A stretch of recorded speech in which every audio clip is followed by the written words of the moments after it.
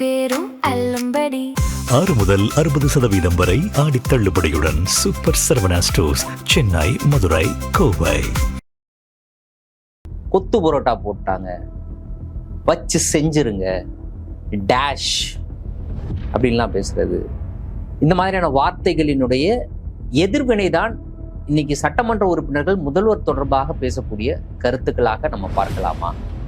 நீங்க முதல் முறையா சென்னை தமிழ்ல பேசுற ஒரு முதலமைச்சர் டேஷ் வாயில நல்லா வருது.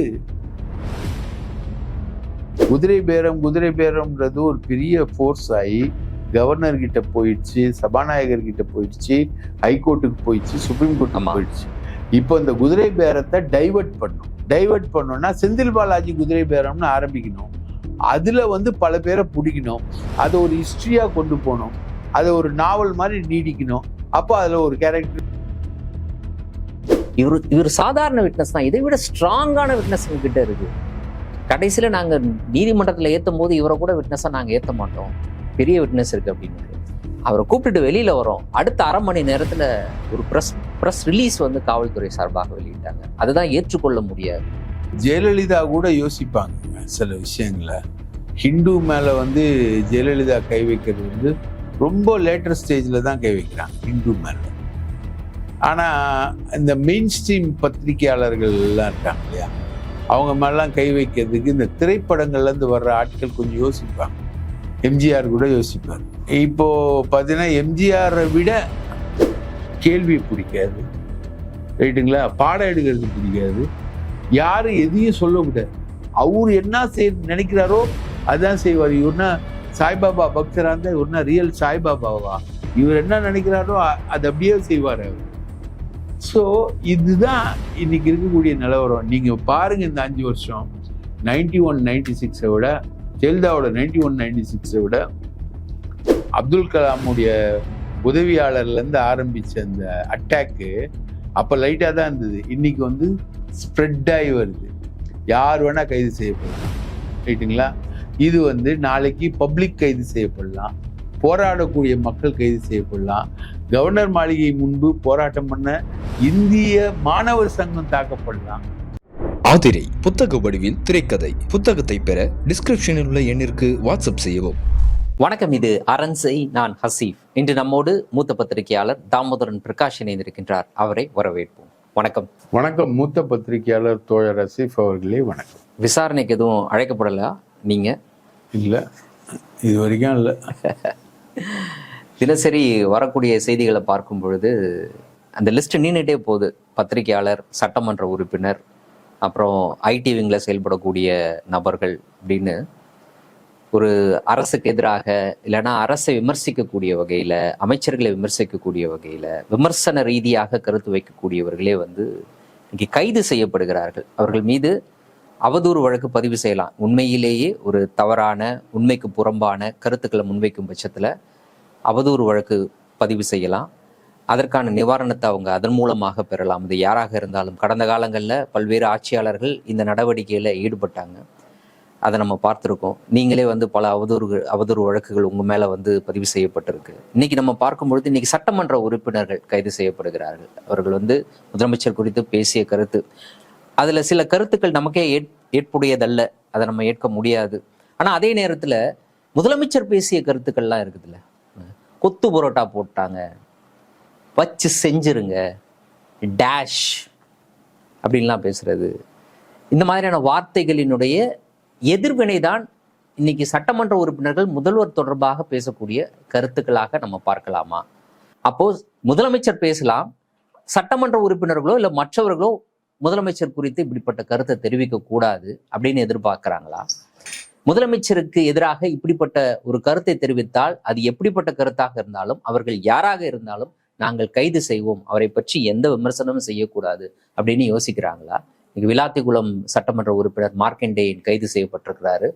இன்னைக்கு சட்டமன்ற உறுப்பினர்கள், கட்சியினுடைய தலைமை பொறுப்புல, திமுகவுடைய தலைமை பொறுப்புல இருக்கக்கூடியவர்கள் எல்லாருமே கைது செய்யப்பட்டிருக்கக்கூடிய சட்டமன்ற உறுப்பினரை சந்திப்பதற்கு அனுமதிக்க வேண்டும். குறைந்தபட்சம் வழக்கறிஞரை சந்திப்பதற்கு அனுமதிக்க வேண்டும். சட்டத்துல இடம் இருக்கு, அனுமதிக்க வேண்டும்ன்றாங்க. அனுமதி மறுக்கப்பட்டிருக்கு காவல்துறையால். அவர்களும், அதாவது பார்ப்பதற்கு அனுமதி கொடுங்கன்னு கேட்ட சட்டமன்ற உறுப்பினர் மற்றும் இந்த மாவட்ட செயலாளர் எல்லாம் கைது செய்யப்படுறாங்க. என்ன நடக்குது? அதாவது எனக்கு கரெக்டாக ஞாபகத்துக்கு வர்றது வந்து நக்கீரனில் போட்ட ஒரு அட்டைப்படம் தான். அது ஆக்சுவலாக முரசொல்லியில் போட்ட அட்டைப்படம், முரசொல்லியில் போட்ட ஒரு கார்ட்டூன் இது. அது அப்படியே மாறி நக்கீரன் அட்டைப்படமா அது ஜெயலலிதா கோட்டு போட்டிருக்காங்க. அதுக்கப்புறம் அவங்க வேறொரு கோட்டு போடுறாங்க. தலை முடி வேற மாதிரி இருக்குது. அதுக்கப்புறம் அது உருமாறுது. அப்படியே படிப்படியாக உருமாறி கடைசியில் பார்த்தா ஜெயலலிதா வந்து ஆணாயிட்டு அவங்க வந்து ஹிட்லராக அவங்கள வந்து உருவகப்படுத்துகிறாங்க. அதுதான் இங்கே ஒரு ஹிட்லர் அப்படின்னு காசுப்பு வந்து நக்கீரனில் ஒரு தொடரையே எழுதுறாரு. முன்னாள் நாடாளுமன்ற உறுப்பினர் 91-96. அதாவது ஜெயலலிதா கூட யோசிப்பாங்க சில விஷயங்களை. ஹிந்து மேலே வந்து ஜெயலலிதா கை வைக்கிறது வந்து ரொம்ப லேட்டர் ஸ்டேஜில் தான் கை வைக்கிறாங்க ஹிந்து மேலே. ஆனால் இந்த மெயின் ஸ்ட்ரீம் பத்திரிகையாளர்கள் எல்லாம் இருக்காங்க இல்லையா, அவங்க மேலாம் கை வைக்கிறதுக்கு இந்த திரைப்படங்கள்லேருந்து வர்ற ஆட்கள் கொஞ்சம் யோசிப்பாங்க. ரைட்டுங்களா? எம்ஜிஆர் கூட யோசிப்பார் அப்படின்னு. இப்போ பார்த்தீங்கன்னா எம்ஜிஆரை விட எம்ஜிஆர் ஒருத்தர் பேசுறாரு, எம்ஜிஆருக்கு வந்து கம்யூனிஸ்டுகள் ஆதரவு தேவைப்பட்டிருந்தது. அவர் வந்து சில சீர்திருத்தங்களையும் சில புரட்சிகளையும் செய்யறதுக்கு கம்யூனிஸ்டுகளுடைய ஆதரவு தேவைப்பட்டது. ஆனால் விஜய்க்கு அதெல்லாம் தேவையே இல்லை, அவர் பாட்டுன்னு அடிச்சு நவுத்துறாரு அப்படின்னு வாடகை விடுற ஒருத்தர் வந்து பேசிக்கிட்டு இருக்காரு. கம்யூனிஸ்டுகள் ஆதரவை விளக்கிட்டாங்கன்னா ஆட்சி கவிழ்ந்துருமே. அது கூட தெரியாது. ஏதாவது ஒன்று வாடகைக்கு விடுறது தானே. ரைட்டா? வாடகைக்கு விடுறதுக்கு பேசிக்கிட்டு குறைந்தபட்சம் இப்போது இருக்கக்கூடிய சூழல்ல அது மாதிரி தான். அருண்ராஜ் ஆதரவு வந்தால் போதும், காசு வருது இல்லை. ரெண்டாவது விஜய புகழ்ந்து பேசினா வியூஸ் வரும்ல. ரைட்டா? வர்ச்சுவல் வாரியர்ஸ் கிட்டேருந்து நமக்கு கண்டனங்கள் இதுதான் வரும், அவருக்கு வரும். அந்த மாதிரி ஜெயலலிதா கூட யோசிப்பாங்க மெயின் ஸ்ட்ரீம் மீடியாவை வந்து கை வைக்கிறதுக்கு. இத்தனைக்கும் அன்னைக்கு இந்த அளவுக்கு சோசியல் மீடியாலாம் கிடையாது 91-96ல. அப்போதும் கூட பத்திரிகையாளர்களை கைது செய்வதில் பத்திரிகையாளர்களுக்கு எதிராக நடவடிக்கை அவங்க வந்து பார்த்து சரியாதான் செஞ்சாங்க. அவங்க வந்து டார்கெட் பண்ணது நக்கீரனை மட்டும்தான். நக்கீரனை போட்டு என்ன ஒண்ணு அடி ஓதன்ற மாதிரி. ஏன்னா அன்னைக்கு நக்கீரன் வந்து ஒரு இவங்கெல்லாம் சொல்றாங்க இல்லையா, ஹிந்து, தினமணி, தினமலர், தினத்தந்தி, தினகரன், அந்த மாதிரி ஒரு பெரிய அளவுக்கான ஒரு பத்திரிகையா நக்கீரனை வந்து மதிக்க மாட்டானுங்க. நக்கீரன் வந்து ஒரு ஆனந்த விகடன் அந்த மாதிரி கூட மதிக்க மாட்டாங்க. நக்கீரனை கொஞ்சம் தள்ளி வச்சு தான் பார்ப்பாங்க. இது சூத்திர பத்திரிகை, அதெல்லாம் பிராமண பத்திரிகை. அதனால சூத்திர பத்திரிகையை வேற மாதிரி தான் பார்ப்பாங்க. அப்படிதான் இருந்தது. நக்கீரனை தவிர பாக்கி எல்லாரையும் வந்து ஒரு மெயின் ஸ்ட்ரீம் பத்திரிகையாளர்களை வந்து ஜெயலலிதா மதிச்சது. ஆனா இவருக்கு அந்த கவலையே கிடையாது. மெயின் ஸ்ட்ரீம் பத்திரிகைகள் எல்லாத்துலேயுமே வந்து விளையாடுறாரு. இப்போ விஜயனை விசாரணைக்கு புதிய தலைமுறை விஜயனை கூட்டிட்டு போனது வந்து எல்லா பத்திரிகையும் அதை கண்டம் பண்ணியிருக்காங்க. இன்னைக்கு டைம்ஸ் ஆஃப் இந்தியாவில் அதோட எடிட்டர் அருண் ராம் வந்து ஒரு பிரம்மாண்டமான ஒரு கட்டுரை வந்து எழுதுறாரு. நீங்க வந்து மீடியாவே மதிக்க மாட்டீங்க, பெரம்பூருக்கு போறீங்க, அங்க வந்து மீடியா உங்களை பார்க்க முடியாத இடத்துல கொண்டு போய் நிக்க வைக்கிறீங்க. கிட்டா பெரம்பூர் மட்டும் இல்ல, கரூர்லயும் அப்படிதான் மீடியா வந்து மதிக்கவே இல்லை. எங்களுக்கு தேவை இல்லைன்றாங்க.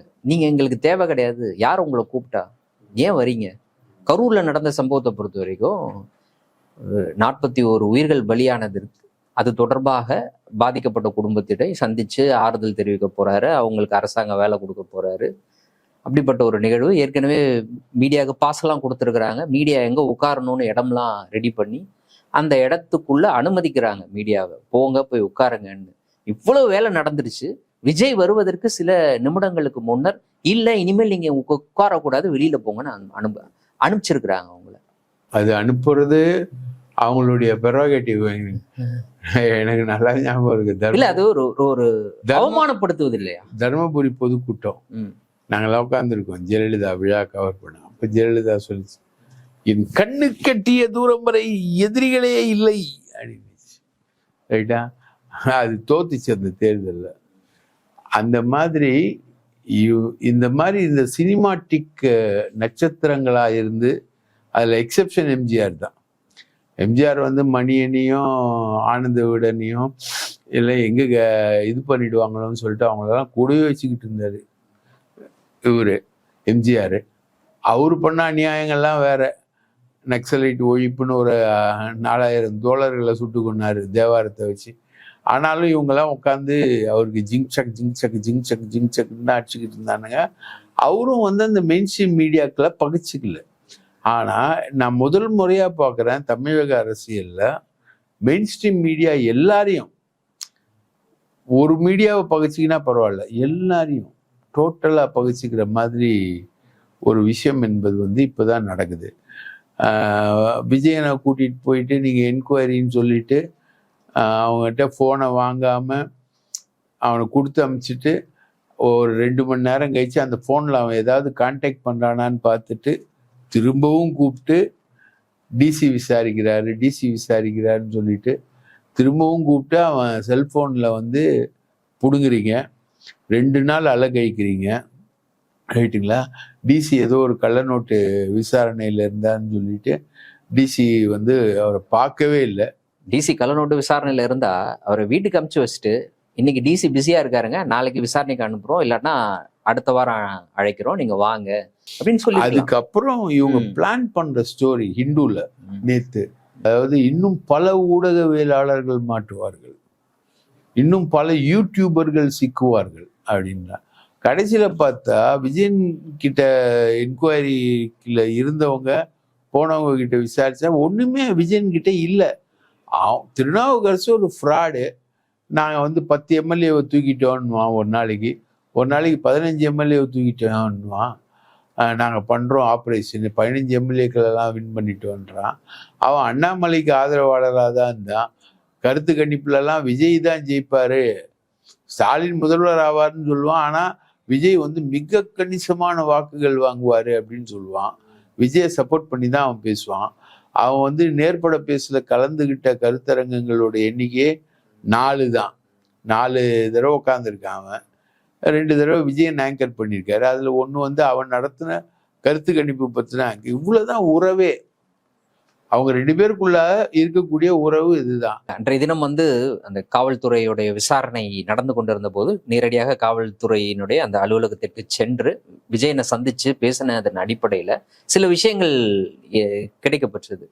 விஜயனை பொறுத்த வரைக்கும் இப்போ நீங்க பத்திரிகையாளராக இருக்கீங்க, நிச்சயமா உங்களுக்குன்னு சோர்ஸ்ன்னு நிறைய பேர் இருப்பாங்க. அது வந்து யாராக வேணா இருக்கலாம்.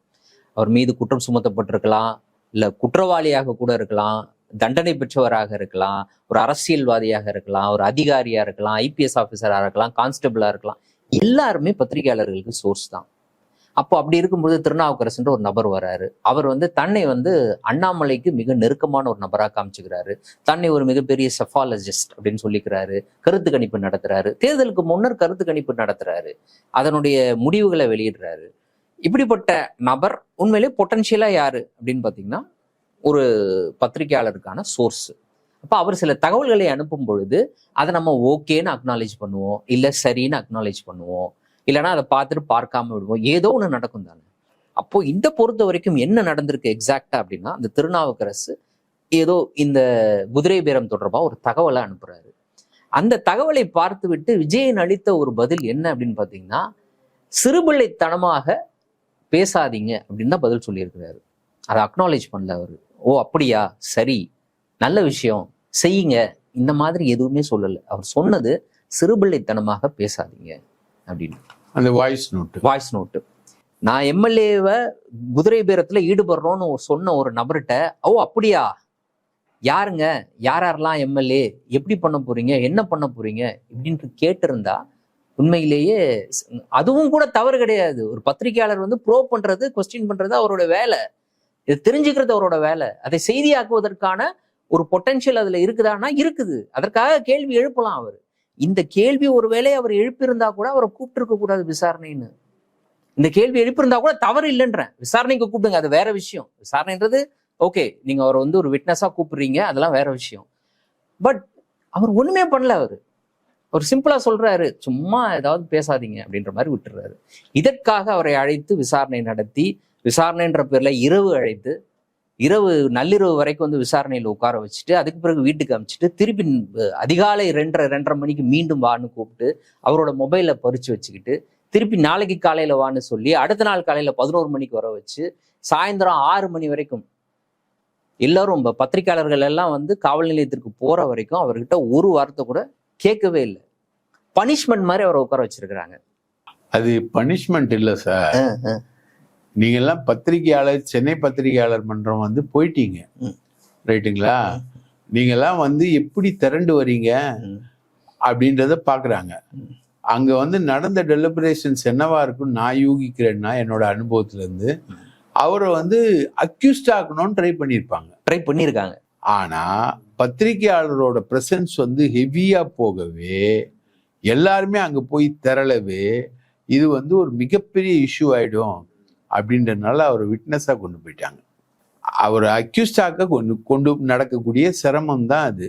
அங்க நடந்த இன்னொரு விஷயம், இதை பதிவு செய்யறதுக்கு என்ன அனுமதிக்கணும். அன்னைக்கு நம்ம அந்த விசாரணை நடத்தின அதிகாரிகிட்ட நேரடியாக பேசுறோம். நேரடியாக பேசும்போது ஒரு விட்னஸ் தான் இவரு, இந்த மாதிரி ஒரு விஷயம் வந்திருக்கு, இதை விட மிக பலமான ஆதாரங்கள்லாம் எங்ககிட்ட இருக்கு, இவரை நாங்க கடைசியில விட்னஸா கூட சேர்க்க மாட்டோம், சும்மா கூப்பிட்டோம், பேருக்கு விசாரிச்சோம், உண்மையிலேயே இன்னைக்கு டிசி வேற வேலையில பிஸியா இருந்தாரு, அதனாலதான் அவர்கிட்ட இன்னைக்கு விசாரணை நடத்த முடியல, மற்றபடி இவ்வளவு நேரம் காக்க வைக்கணும்ன்ற அவசியம்லாம் இல்லை அப்படின்ற மாதிரி பேசினாரு. இவர் சாதாரண விட்னஸ் தான், இதை விட ஸ்ட்ராங்கான விட்னஸ் எங்ககிட்ட இருக்கு. கடைசியில நாங்க நீதிமன்றத்துல ஏத்தும் போது இவரை கூட விட்னஸா நாங்க ஏத்த மாட்டோம், பெரிய விட்னஸ் இருக்கு அப்படின்னாரு. அவரை கூப்பிட்டுட்டு வெளியில வரோம். அடுத்த 1/2 மணி நேரத்துல ஒரு பிரஸ் ரிலீஸ் வந்து காவல்துறை சார்பாக வெளியிட்டாங்க. அதுதான் ஏற்றுக்கொள்ள முடியாதது. ஆட்சேபகரமான ஒரு மெசேஜ் பரிமாற்றம் அப்படின்றது நடந்தது அப்படின்னு சொல்லி அதுல குறிப்பிட்டிருக்காங்க. யாரு? விஜயன் அவர்களை குற்றவாளி ஆக்கக்கூடிய வகையில, குற்றம் சுமத்தக்கூடிய வகையில், அவருக்கு எதிராக ஒரு தவறான மிஸ்லீட் பண்ணக்கூடிய வகையில எங்ககிட்ட பேசுனது ஒண்ணு, ஆனா வர்ற பிரஸ் ரிலீஸ் ஒண்ணு. ஆட்சேபகரன சின்ன புள்ளத்தனமா பேசாதையான்றது ஒரு ஆட்சேபகரமானது. அதான் எங்களுக்கு புரியவே இல்லை, உண்மையிலே புரியல. அதாவது கேழ்வரகுல நெய் வடியுதுன்னா கேட்பவனுக்கு மதி இல்லையா அப்படின்றது. அதுதான், கேட்கறதுக்கு ஆள் இல்லைன்னா விஜயனோட கதி அவ்வளவுதான், அந்த அளவுக்கு தான் போயிருக்கு. சென்னை பத்திரிகையாளர்களுடைய ஸ்ட்ரென்த் வந்து அந்த இடத்துல ப்ரூவ் ஆகுது. அதனாலதான் மற்ற அந்த டுபாகூர்லாம் வந்து அலறாங்க, ஏன்னா அவங்களுக்கு வந்து இந்த அளவுக்கான நோஷனுக்குள்ள நம்ம போல நான் தான் என்ன ஒரு விவாதத்துல கேட்கும் போதும் கூட சொன்னேன், சென்னை பத்திரிகையாளர் மன்றம் பலருக்கு வரலன்னு. நான் சொன்னேன், எங்களுக்கு வந்து கழுதை எது, குதிரை எது, கோவேறு கழுதை எது நல்லாவே தெரியும், பத்திரிகையாளர்னா யாருன்னு தெரியும், காசுக்கு வாடகைக்கு விடுறவனுக்கெல்லாம் நாங்கள் பத்திரிகையாளராக மதிச்சதே கிடையாது, என்னைக்குள்ள எப்பவுமே நாங்கள் மதிக்கவே மாட்டோம் அதை அப்படின்னு. இதில் முக்கியமாக பார்க்கணுன்னா, அந்த டுபாக்கூர் வந்து கைது செய்யப்படும் போது கூட எல்லா பத்திரிகையாளர்களும் போய் நின்று பயங்கரமா குரல் கொடுத்தானுங்க. அவனுங்க யாருமே விஜயன் கைதுக்கு வந்து குரலே கொடுக்கல. நான் பேரை சொல்ல விரும்பல, ரைட்டுங்களா? அந்த ஆட்களுக்கு தெரியும், அந்த ஆட்களோட பேரை நம்ம சொல்லி எதுக்கு பெரிய ஆளாகணும்? விஜயனோட ரெப்புடேஷன் மக்களுக்கு தெரியும், தமிழ்நாட்டு மக்களுக்கு தெரியும். நான் அதான் கேட்டேன், இருக்கிறதுலயே நான் விஜயனோட ரொம்ப நல்லா பழகியிருக்கேன், என்னுடைய ஆங்கர் தான் அவன், இருக்கிறதுலயே ரொம்ப சாதுவானவன். பேசும்போது கூட ஐயா வணக்கம், நல்லா இருக்கீங்களா, நலமா இருக்கீங்களா, எல்லார்ட்டையும் அன்பா இருக்கக்கூடியவன் மட்டும் இல்ல, அன்பு மட்டும் கிடையாது, ஒரு வார்த்தை பண்பு தவறி வராது. என்னண்ணே நல்லா இருக்கீங்களா அப்படின்ற மாதிரி அந்த போல்ட்னஸ் கூட இருக்காது. என்னண்ணே நல்லா இருக்கீங்களா, சௌக்கியமா, எப்படி போகுது, அப்படிதான். விவாதங்கள்ல நல்ல பாயிண்ட் எடுத்து வைப்பாரு, முடிச்சிட்டு அப்புறம் அதை பத்தின சிம்டம்ஸே இல்லாம பேசுவார். இவ்வளவுதான் விஜயம். நான் அதான் கேட்டேன், இருக்கிறதுலயே சாஃப்டான ஒரு ஆளை போய் டார்கெட் பண்ணியிருக்கானுங்கள இவனுங்க. கொஞ்சம் ஹார்டான ஆளை டார்கெட் பண்ணியிருந்தாலே அது விஷயமே வேற. ரொம்ப சாஃப்டான ஆளை டார்கெட் இருக்கு. அதுக்கப்புறம் தான் பாருங்களேன், சிறையில இருந்து சதி பண்றாங்களாம் 2 பேர். தாவேக ஆட்சியை கவுக்கிறதுக்கு சிறையில இருந்து சதி பண்றாங்களாம். நல்லா கறி சோறுலாம் போட்டு வளர்த்து வச்சிருக்காங்களாம் சிறையில. அவங்க யாருன்னா முக்தாரும் திருச்சி சூர்யாவும் தாவேக ஆட்சியை வீழ்த்துறதுக்கு சதி பண்றாங்க. இதெல்லாம் வந்து கொஞ்சம் அப்படியே இவர் சொல்றது எல்லாத்தையும் எடுத்துக்கிட்டான்னா ஸ்டெர்லைட் தமிழ்நாட்டுக்கு வரப்போதா? இவர் சொல்றது அதானே, ஸ்டெர்லைட் வரப்போகுதுன்னு. ஸ்டெர்லைட் தமிழ்நாட்டில் வரப்போதா? விஜய் பதில் சொல்வாரா? ஸ்டெர்லைட்டை கொண்டு வந்துருவேன்னு சொல்லிட்டு விஜய் பதில் சொல்வாரா? இது எல்லாமே தம்பி முழுக்க பேயாட்சி செய்தால் பிணம் தின்னும் சாத்திரங்கள் அப்படின்றது தான். இப்போ இந்த மார்கண்டேயன் கைது எடுத்துக்கிட்டாலும் மார்கண்டேயன் பேசுனது தப்பு. ஆமா, அதுல மாற்று கருத்தே கிடையாது. மார்கண்டேயன் பேசுனது தப்புனா முதலமைச்சர் பேசிய அந்த விதமும் கூட விமர்சிக்கக்கூடிய ஒரு விஷயம் தான். அது தவறு, இப்படியாக பேசக்கூடாது. விமர்சிக்கலாம் அது. ஆமா, ரைட்டா. விஜய் கொத்து புரோட்டா போடுறேன் போட்டீங்க அப்படின்னு சொல்றது இல்லைங்க. அதுல முதலமைச்சரை அதுல நீங்க புரிஞ்சுக்க வேண்டிய விஷயம் என்னன்னா, நீங்க இது வரைக்கும் செந்தமிழ்ல பேசுற முதலமைச்சரை பார்த்திருக்கீங்க. எம்ஜிஆர் கூட செந்தமிழ்ல தான் பேசுவார். ஏன்னா அவர் கவுண்டர் பண்ண அரசியல்வாதி கலைஞர். அதனால அவருக்கு ஈக்குவலா ஒரு செந்தமிழ்ல தான் பேசுவார் எம்ஜிஆர். ஜெயலலிதா நல்ல உரைநடை தமிழ்ல அழகான ஆங்கிலத்தை வந்து தமிழ் மொழிபெயர்ப்பு செஞ்சா எப்படி இருக்குமோ அந்த உரைநடையில ரொம்ப அழகா பேசுவாங்க. தமிழ் அழகா பேசுவாங்க. நீங்க முதல் முறையா சென்னை தமிழ்ல பேசுற ஒரு முதலமைச்சர் டேஷ் வாயில நல்லா வருது. இல்ல பச்சையா சென்னை தமிழ் இது இல்ல நம்ம ஒரு தமிழை கொச்சைப்படுத்த முடியாது. ஒரு ரீஜன்ல பேசுற தமிழ் எல்லாம் நம்ம கொச்சைப்படுத்த ஒரு ரீஜன்ல பேசுற தமிழ் இல்லைங்க. இது வரைக்கும் நம்ம எக்ஸ்பீரியன்ஸ் தாங்க சொல்றேன். ஒரு ரீஜன்ல பேசுற தமிழ் இல்லைங்க. கலைஞரும் எம்ஜிஆரும் காமராஜர் பேசுற தமிழ்னா நெல்லை தமிழ். பச்சை தமிழ்னு ஒண்ணு இருக்குல்ல, பச்சையா கேவலமா பேசக்கூடிய தமிழ். மக்கள்கிட்ட கம்யூனிகேட் பண்ணும்போது நாம ஒரு சில வார்த்தைகளை பயன்படுத்துவது தவிர்க்கப்பட வேண்டியதாக கருத வேண்டும். இந்த இடத்துல விஜய் பயன்படுத்துற வார்த்தைகள் அதுதான், அந்த மாதிரியான வார்த்தைகள் தவிர்க்கப்பட்டிருக்கும். நாகரீகமா பேசுற வார்த்தை இல்லைங்க. சென்னை தமிழ்ல 2 விதம் இருக்கு. சென்னை தமிழ் நாகரீகமற்ற தமிழ்லாம் கிடையாது. வடார்காடு தென்னார்காடு பகுதிகளில் பேசப்படுற தமிழ் தான் சென்னை தமிழ். வடார்காடு தென்னார்காடு பகுதிகளில் பேசப்படுற தமிழ் தான் சென்னை தமிழ். அதோட உருதும் கலந்துருக்கும், கொஞ்சம் ஆங்கிலமும் அதிகமா கலந்துருக்கும். உருது, ஆங்கிலம், நாஸ்டா இதெல்லாம் வரும். ஆங்கிலம் கலந்துருக்கும், ரைட்டுங்களா. தெலுங்கு இருக்கும், சென்னை தமிழ் தெலுங்கு இருக்கும். இதுதான் Chennai Tamil. It is a cosmopolitan Tamil. அதுல ரொம்ப கேவலமா பேசக்கூடிய ஒரு தமிழ் இருக்கு தெரியுங்களா? அந்த தமிழ் தான் விஜயோட தமிழ். அந்த தமிழ் இவர் பேசுறதா அந்த டேஷ் நல்லா வாயில வருது. வச்சு செஞ்சிருங்க கொத்து பரோட்டா. ஒரு இடத்துல குர்குரே என்றார் அவரு. குர்குரே அட்வர்டைஸ்மெண்ட்ல வருது இல்ல, குர்குரே என்றவர். அது இது மாதிரி தமிழை வந்து நம்ம கேட்டதே கிடையாது. 20 நிமிஷம் தான் பேசுறாரு. மாசத்துக்கு ஒரு தடவை தான் பேசுவாரு. பத்திரிகையாளர்களை சந்திக்க மாட்டாரு. அந்த குர்குரே அட்வர்டைஸ்மெண்ட்டை மனசுல வச்சு குர்குரேன்றாரு, ரைட்டா. இந்த மாதிரிலாம் வந்து லோக்கல் லாங்குவேஜ்ல பேசுறதுன்றது வந்து ரைட். இப்போ நெல்லை தமிழ் எடுத்துக்கிட்டா கூட சரி, நெல்லை தமிழ்ல ரொம்ப கோவமா வேகமா பேசும்போது இருக்கக்கூடிய தமிழ் இருக்குல்ல, அதுல யூஸ் பண்ற வார்த்தைகள்லாம் இருக்குல்ல, எல்லா தமிழ்லையும் எல்லா மொழியிலையும் வந்து எல்லா ஏரியா லோக்கல் லாங்குவேஜ்லயும் வந்து கோவமா மோசமா பேசுறதுக்கான ஒரு லாங்குவேஜ், சந்தோஷமா பேசுறதுக்கு ஒரு லாங்குவேஜ் இருக்கும், உரைநடையா பேசுறதுக்கு ஒரு லாங்குவேஜ் இருக்கும். இது வந்து சென்னையில மோசமா பேசக்கூடிய ஒரு லாங்குவேஜை வந்து இவர் பேசிக்கிட்டு இருக்கு. எதை நோக்கி நகருதுன்னு நீங்க நினைக்கிறீங்க? இன்னைக்கு ஒரு அறியப்பட்ட, தமிழ்நாடு முழுவதும் அறியப்பட்ட மதிக்கத்தக்க ஒரு பத்திரிகையாளர் விசாரணை என்ற பேர்ல அழைக்கப்பட்டு அலைக்கழிக்கப்படுகிறார், அச்சுறுத்தப்படுகிறார். இன்னொன்னு ஒரு விஷயத்தையும் சொல்ல மறந்துட்டேன். விஜயன் அவர்களை வந்து விசாரணை நடத்திய காவல்துறையினர் ஏதாவது ஒரு பேரை சொல்லிட்டு போங்கன்னு இருக்காங்க.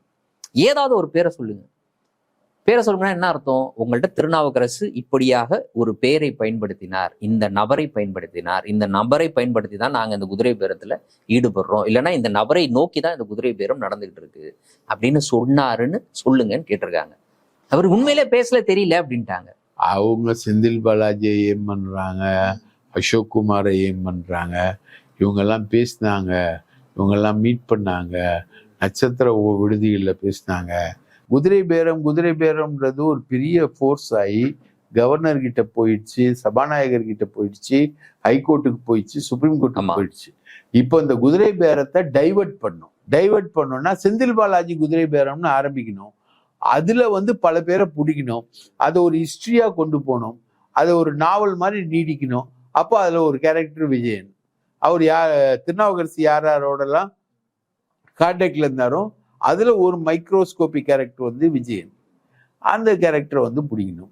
இன்னொன்னு இவங்களுடைய சகிப்புத்தன்மை என்பது ரொம்ப அளவுக்கு இல்லாம போகுது. அது அனிதா ராதாகிருஷ்ணன், மணிகண்டன். அதான் என் கேள்வி. இப்போ விஜயன் அவர்கள் அடுத்து சட்டமன்ற உறுப்பினர்கள் கைது, இவர் ஒரு பத்திரிகையாளர் அவமதிக்கப்படுறாரு, அலைக்கழிக்கப்படுறாரு, அச்சுறுத்தப்படுறாரு, மிரட்டப்படுறாரு. சட்டமன்ற உறுப்பினர்கள் சபாநாயகரினுடைய அனுமதி இல்லாமல் அவரை கைது செய்யக்கூடிய அளவுக்கு காவல்துறை போயிடுச்சு. எதை பற்றியும் கவலைப்பட மாட்டாங்க. எதை நோக்கி நகருது சார்? இவங்க பயப்படுறது ஒரு விஷயம் நான் சொல்லட்டுங்களா? நம்ம ஆதவ் அர்ஜுனா இருக்கார் இல்லையா, அண்ணன் செந்தில் பாலாஜி விஷயத்துல, கரூர் விஷயத்துல வாய விட்டார். அதை சுப்ரீம் கோர்ட்டு சிபிஐ வரைக்கும் கொண்டு போயிடுச்சு திமுக. இப்ப ஆதவ் அர்ஜுனா பேசுறாரா பாருங்க, கடந்த ஒரு வாரமும் சைலண்ட் ஆகுற. ஏன்னா இவங்க அப்படி கொண்டு போயிட்டாங்கன்னா அடுத்து சிபிஐ வழக்குல விஜய் தான் குற்றவாளின்னு சிபிஐ ஒரு அறிக்கை கொடுத்துருச்சுன்னா நடக்கவும் வாய்ப்பு இருக்கு. அதனால போலீஸ்காரங்களை வச்சுதான் கொன்னாங்க அப்படின்னு இவர் சொல்லும் பொழுது அதுக்கு கவுண்டரா திமுக ஏதாவது போய் ஆக்ட் பண்ணிடுச்சுன்னா, திமுக பல விஷயங்கள் சுப்ரீம் கோர்ட்ல பிரசன்ட் பண்ணிடுச்சுன்னா என்ன ஆகும்? விஜய் பயப்படுறாரு. அதனாலதான் ஆதவ் அர்ஜுனாவை சைலண்ட் ஆக்கியிருக்காரு. பயம் இருக்கு. இவங்க பயப்படுற வீக்னஸஸும் இருக்கு, இவங்க குதிரை பேரத்துல ஈடுபடுறதும் இருக்கு, அதுக்கு நேர்மாறா குதிரை பேரத்தை கொண்டு வர்றதும் இருக்கு, இவங்க கேவலமா பேசுற விதமும் இருக்கு, அதுக்கு எதிராக ஒருத்தன் கேவலமா பேசினா அவனை அடிக்கிறது தூக்குறது விதமும் இருக்கு. இது என்ன சொல்றதுன்னா துக்ளக் தர்பாருன்னு சொல்லுவோம் இல்லையா, அந்த மாதிரி ஒரு தர்பாரு. ஹிட்லர் அப்படிதான்.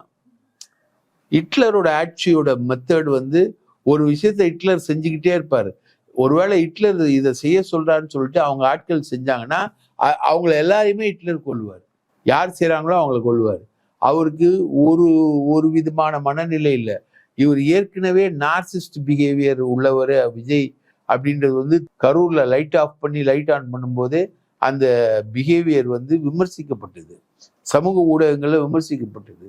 ஸோ இப்போ அவர் நார்சிஸ்ட்ல இருந்து ஹிட்லருக்கு மாறுறாரு. இன்னைக்கு இவருக்கு இது கரெக்டுன்னு தெரியுது, பண்றாரு. நேத்து ஆதவ் அர்ஜுனாவை பேசும்போது ஆதவ் அர்ஜுனா போலீஸ்காரங்களை வச்சு திமுகவினர் கொன்னாங்க, எங்களுக்கு கரூர் சம்பவத்துல பழி தீர்ப்பதற்கு நிறைய கணக்கு இருக்குன்னு அவர் பேசினது யார மனசுல வச்சு? விஜயை திருப்திப்படுத்துறதுக்கு. கரூர் சம்பவத்துல அவர் பாதிக்கப்பட்டிருக்காரு, அவருக்கு நிறைய காயங்கள் இருக்கு, அழுகுறாரு, கொல்றாரு, காலில் உயிராரு, நிவாரணத்துக்கு மேல நிவாரணம் கொடுக்குறாரு, வேலை எல்லாம் கொடுக்குறாரு, அந்த மாதிரி. ஆனா வேற எங்கெல்லாம் செத்து போன தவேகா தொண்டனை திரும்பி கூட பார்த்தது கிடையாது இவரு. ஆனா கரூர்ல மட்டும் இந்த வேலையெல்லாம் செஞ்சுக்கிட்டு இருக்காருன்றதுனாலதான் கரூர்ல எங்களுக்கு தீர்க்க வேண்டிய கணக்கு இருக்குன்னு யார் பேசுறா? ஆதவ் பேசுற. உடனே அது அங்க போகுது. அங்க போய் அது பிரச்சனையானவுன்னா இவரு கரூர்ல ஆதவ் பேசின எந்த விஷயத்தையும் பேசல, செந்தில் பாலாஜின்ற பேரையே எடுக்கல. கரூர் சம்பவம் சம்பந்தமா பேசும்போது செந்தில் பாலாஜின்ற பேரையே எடுக்கல. போலீஸ் எங்களை நம்ப வச்சு ஏமாத்திட்டாங்கன்றதோட அதை முடிச்சுக்கிட்டாரு. அப்போ நீ உனக்கு ஒரு பீரியட்ல நல்லது கரெக்டுன்னு தோன்றது, இன்னொரு பீரியட்ல தப்புன்னு தோணுது. அது உடனுக்குடன் தோணுது, ரைட்டா? உடனுக்குடன் நீ ரியாக்ட் பண்ற. இங்க குதிரை பேரம் நடத்தி இதை பிடிக்கிறதே தப்பு. இதை கம்யூனிஸ்டுகள் கூட கண்டிக்கல, ரைட்டுங்களா? பிஜேபி தான் அப்படி பண்றாங்க, தாவேகா ராஜினாமா தான் பண்ண வைக்கிறாங்கன்னு பா சண்முகத்தோட ஸ்பீச்சு. இதெல்லாம் ரைட்டு. இதெல்லாம் இப்படி இருக்கும்போது உடனே அதே மாதிரி ஒரு குதிரை பேரத்தை இவங்களே செட் பண்ணிக்கிறாங்க, ரைட்டுங்களா? அப்படியே கொண்டு வராங்க. ஊழல் ஒழிப்பு, லஞ்சம் ஒழிப்பு அப்படின்னா பாட்டிலுக்கு 10 ரூபாய் ஒயின் ஷாப்ல ஒழியவே இல்லை இன்னைக்கு வரைக்கும். பாட்டிலுக்கு 20 ரூபா தான். இந்த நிமிஷம் வரைக்கும் ஒழிக்கப்படலை. மாமூல் வாங்குற டிராபிக் கான்ஸ்டபிள் மாமூல் வாங்கிட்டு தான் இருக்கான். அது கண்ணால் இந்த ஒழிக்கப்படல. வாரத்திலே கண்ணால் 4-5 இடங்கள்ல என்னால் பார்க்க முடிந்தது. இல்ல இதெல்லாம் வந்து ஒழிச்சிட முடியும் அப்படின்லாம் நம்ம சொல்லல. அது வந்து ஒரு மிகப்பெரிய அடித்தளத்திலிருந்து ஒரு மாற்றம் ஏற்பட்டால்தான் அந்த மாற்றம் அப்படின்றது நிகழும் அப்படின்றது எனக்கும் தெரியும். லஞ்சம் ஒழிக்கிற இவர் வந்து லோக்பால் லோக் ஆயுக்தா இத பத்தி பேசணும்ல. கர்நாடகால இருக்கு சார், லோக்பால் இருக்கு, லோக் ஆயுக்தா இருக்கு. லோக் ஆயுக்தா போலீஸ் தனியா இருக்கு. அவங்க முதலமைச்சரை கூட ரெய்டு பண்ணலாம். எடியூரப்பா வீட்டுக்கெல்லாம் போயிருக்காங்க, அவங்க பலர் வீட்டுக்கு போயிருக்காங்க. ஊழலை ஒழிக்கணுன்றதுக்காக மிகப்பெரிய உண்ணாவிரதத்தை அண்ணா ஹசாரே நடத்தும் போதும் மெயினா வந்தது லோக்பாலும் லோக் ஆயுக்தாவும் தான்.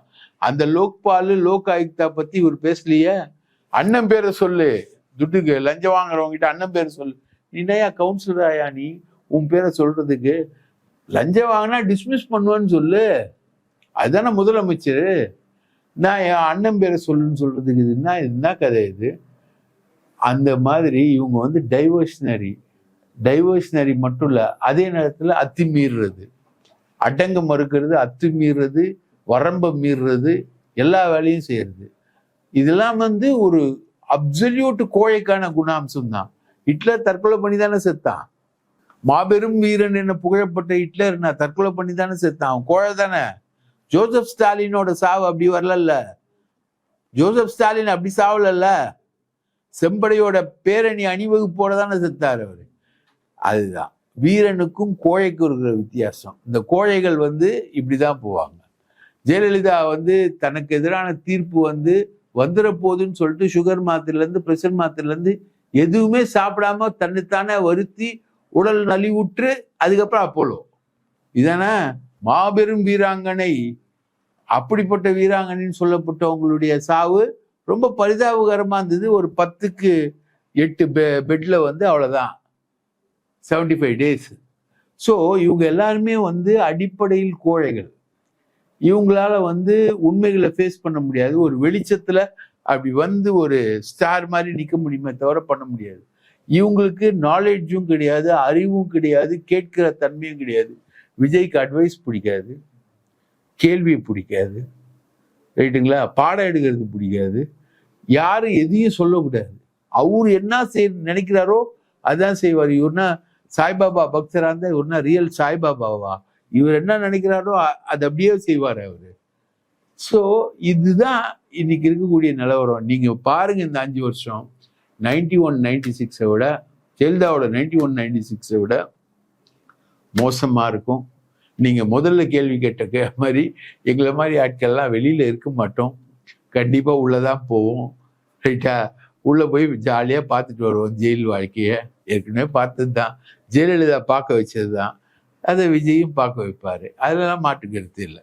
இன்னைக்கு கருத்து சுதந்திரத்துல பத்திரிகையாளர்கள் அடிக்கலாம், எம்எல்ஏக்கள் அடிக்கலாம், பேசுறவங்களை அடிக்கலாம், திமுகவுடைய ஜென்சி டீம் அடிக்கலாம். நீங்க பாருங்க, நம்ம அப்துல் கலாமுடைய உதவியாளர்ல இருந்து ஆரம்பிச்ச அந்த அட்டாக்கு அப்ப லைட்டா தான் இருந்தது. இன்னைக்கு வந்து ஸ்ப்ரெட் ஆகி வருது. யார் வேணா கைது செய்யப்படலாம், ரைட்டுங்களா?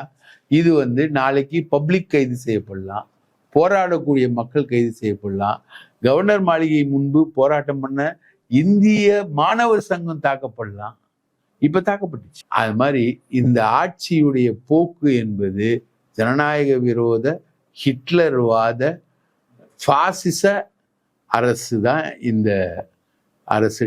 இதுக்கு பாசிசம் இல்லை, இது கரெக்டான பேரு நாசிசம். நாசிச அரசு தான் இந்த அரசு, நாசிக்களுடைய அரசு. ஜோசப் ஹிட்லர் வந்து இதை வந்து இப்படி கொண்டு போயிடுவாரு அப்படின்றதான் எதிர்பார்க்கக்கூடிய முடிவு. இது யாருக்கு வேணா வரலாம், எனக்கு வரலாம், உங்களுக்கு வரலாம், யாருக்கு வேணா வரலாம். பார்த்துக்கிட்டு இருக்க நேயர்களும் சரி, உங்களுக்கும் வரலாம். இது இப்படியே போச்சுன்னா யாருக்கு வேணா வரலாம். கருத்து சுதந்திரம் ஒடுக்கப்படும் பொழுது சக பத்திரிகையாளர்கள் பார்த்து கொண்டு சும்மா இருக்க மாட்டாங்க. இது வந்து வெறும் பத்திரிகை சமூகத்துக்கு மட்டும் கிடையாது. கருத்து சுதந்திரத்தை மதிக்கக்கூடிய ஒரு சிவில் சமூகம் இங்க இருக்கு தமிழ்நாட்டை பொறுத்த வரைக்கும். அது வந்து ஒரு ஸ்ட்ராங்கா இருக்குது அப்படின்ற ஒரு நம்பிக்கை நமக்கு இருக்கிறது. ஆனா அதையும் வீக் ஆக்குறதுக்கான வேலைகள் நடந்துகிட்டு இருக்கு. ஆனா வீக் ஆகாது அப்படின்ற ஒரு நம்பிக்கையோடு இந்த நேர்காணலை நிறைவு செய்வோம். இன்றைய தினம் எங்களோடு இணைந்து பல்வேறு தகவல்களையும் கருத்துக்களையும் பகிர்ந்து கொண்டமைக்கு நன்றி. வாய்ப்பளித்ததற்கு மிக்க நன்றி. மீண்டும் ஒரு நேர்காணலில் சந்திப்போம். நன்றி நண்பர்கள். ஆடி தள்ளுபடி அத்தனை பேரும் அல்லும்படி.